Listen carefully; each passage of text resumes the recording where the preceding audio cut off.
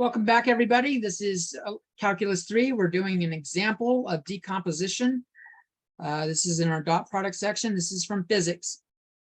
So we have a box weighing 150 pounds is held stationary on a 30-degree incline by a rope.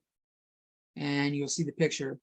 What force needs to be applied to the rope to keep the box still or not slide down that picture? So I drew the picture. And there's the rope right there, the incline's there. We'll say F1 is going down the incline. So F3 is going up the incline. And gravity is going to pull that box down unless we have an equal and opposite force in the opposite direction. So F1 and F3 need to add up to 0 to cancel that out. And so F1 and F3 are opposite vectors. Now, when we do the picture, I brought gravity into this because that's a component acting on the box as well. Gravity brings the box, is pulling downward on the box. And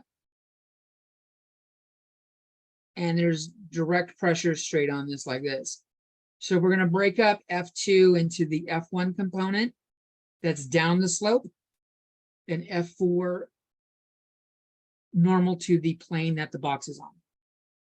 Okay, so I'm calling that F1 and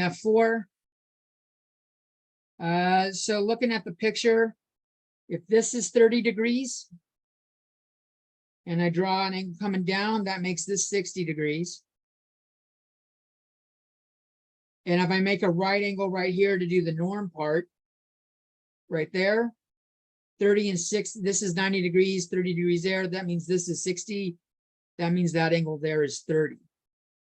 So I kind of drew out the pictures because it helps me when I'm breaking up F1 into component, breaking up F2 into component forces, F1 and F4. So F2 has to add up to F1 and F4.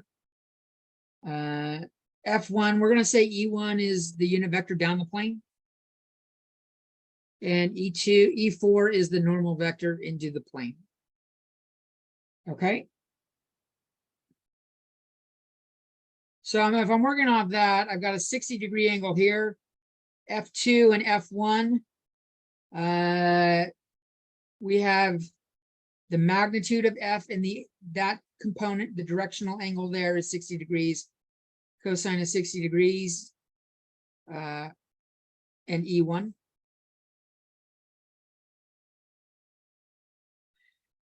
And I can do F4 if we're looking at this component right here. I could do cosine 30 degrees using the directional angle there. F2 cosine 30 degrees is happens to be the same thing as F2 sine 60 degrees. A lot of physics classes like to use the same angle. So I kept it the way the physics does it. But cosine 30 would be the directional angle, using that angle right there. Okay, so that's my F4, that's my F1. And I show the E1, E2, E4, like I pull that picture down and show it a little bit better there. So F2, if we insert the stuff, 150 pounds of force, that's our magnitude of the vector. Cosine of 60 is 1/2, sine of 60 is √3/2. We can see that F2 decomposed is 75 pounds down the hill and 75 √3 pounds into the plane. But we were only concerned about F1. The norm of F1 was 75 pounds. We need 75 pounds of force going in the opposite direction. So we need the magnitude of F3 to be 75 pounds going uphill. Now, whether you call downhill positive and uphill negative or vice versa, you're going to end up with the magnitude being a positive value. So that gets rid of the signs.